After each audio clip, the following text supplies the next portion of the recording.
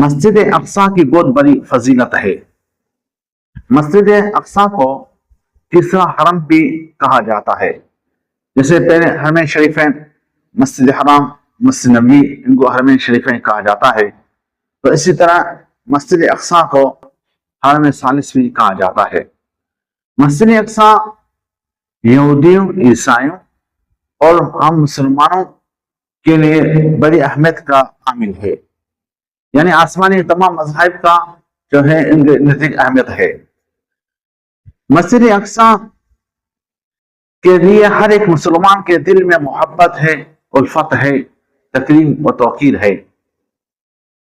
فلسطین کے شہر میں جو یہ مسجد اقصی ہے، فلسطین شہر جو ہے ملک شام کے اندر ہے۔ یہ ملک شام بہت پھیلا ہوا تھا، اب تو ٹکن مر گیا، تو اس کی بہت بڑی فضیلت ہے۔